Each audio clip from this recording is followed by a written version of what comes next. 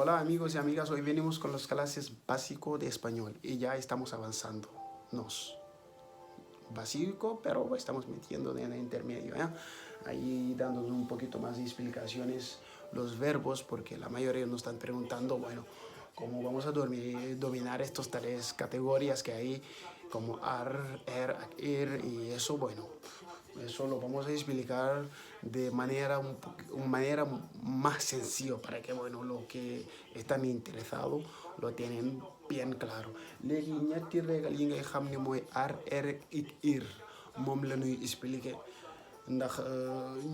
bueno ñi ngay xam ni dañu intéressé wu si làkk bi saa su nekk dañ may bind mensajes y eso si Facebook si WhatsApp ak si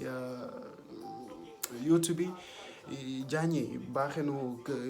verbe yi nga wax nu détermination yi nan lay mën a nekk ndax verbe bu nekk bu ñëwee dinañ ko man jëfandikoo na man ko ok amul problème man li tey comme que bueno am naa tempo dina leen jëm def lépp ngir jëm leen ko baaxee nu léegi dañuy dem cómo dominar los verbos en español nan la ñuy mane dominer verbo yi si espagnol ak los tres catégories nan lañ ciy mane bàyyi xel bu ñëwee nan lañ koy mane conjugar ok léegi comme que bind naa ko gis nga bind naa ko cómo dominar los verbos en espagnol cómo nan lañ koy dominer ok léegi bu ñëwee si fii ar verbo espagnol yi ñetti forme rek la dikk ar er ak ir nu bàyyi ci xel du fekkee ar la o lay nekk première personne singular o mooy man as mooy tu a mooy el ak ella ku góor ki ak ku jigéen ki amos mooy nun ais mooy yéen an mooy ñoom ñu góor ñi ak ñoom ñu jigéen ñi ok yii détermination la détermination yi ngay xam ni verbe bu diggee ar rek ni nga koy mane conjugar na ni nga koy mane conjugar comme bu jege ki nga fi verbe ar comme nan wax hablar mooy wax yo hablo tú hablas él y ella habla nosotros hablamos vosotros habláis ellos y ellas hablan léegi mooy ar mën nañu wax tax caminar ar la jeexee yo camino tú caminas él camina nosotros caminamos vosotros camináis ellos y ellas caminan caminar mooy dox hablar mooy wax ok léegi bu ñëwee si verbe bi nga xam ni dafay jeexale er noo ngi si deuxième noo ngi si el segundo catégorie léegi dañuy ñëw si er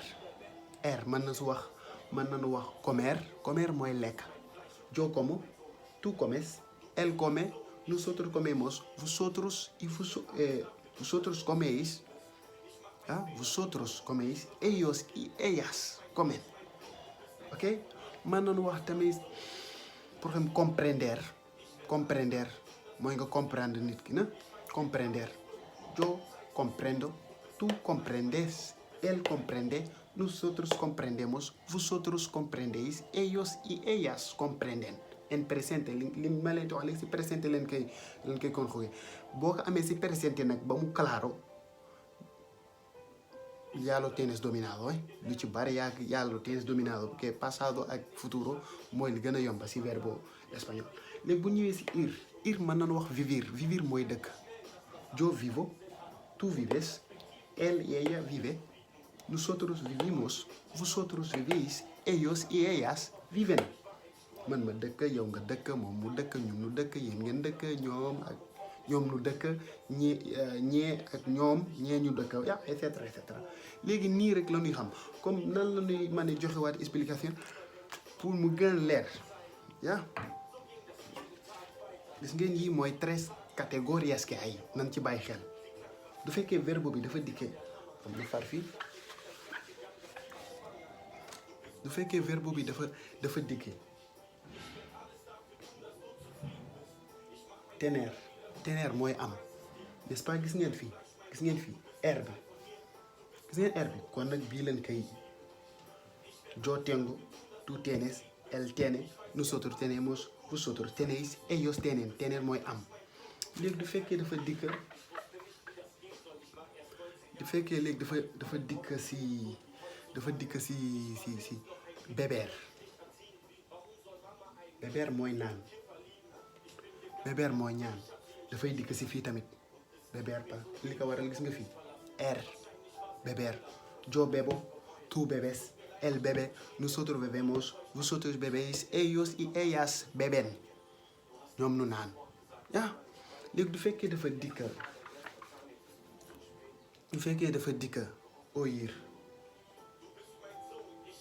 oyir mooy déglu oyir gis nga ir bi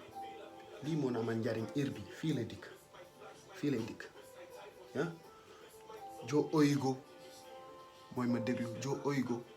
tú oigas él oiga nosotros él oiga nosotros él oye sí él oye nosotros oímos vosotros oís ellos y ellas oyen yaa ngi dégg léegi du fekkee dafa dikk ci oigas beneen conjugación la ngeen baal ma si équivocaciones mënul ñàkk léegi du fekkee dafa dikk si escuchar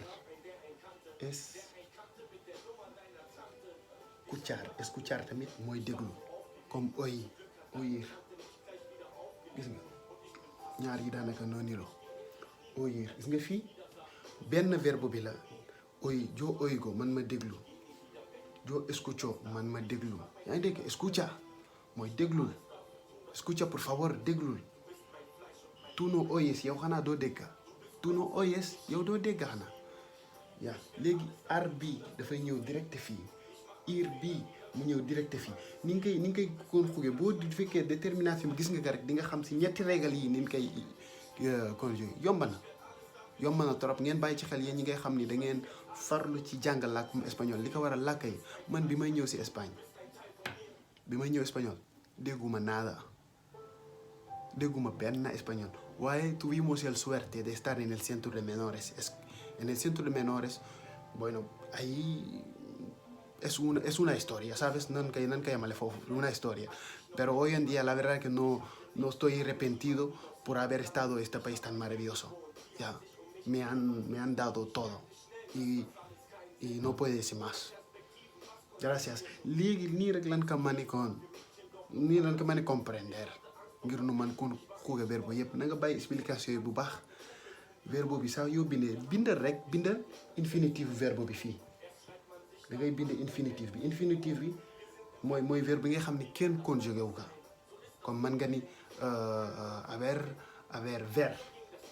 xam nga kenn conjugué wu ko lii infinitif la du fekkee dafa am er bi wala ir bi wala ar bi rek infinitif la kenn conjugué wu ko léegi bu fekkee dafa jeexali ver mooy gis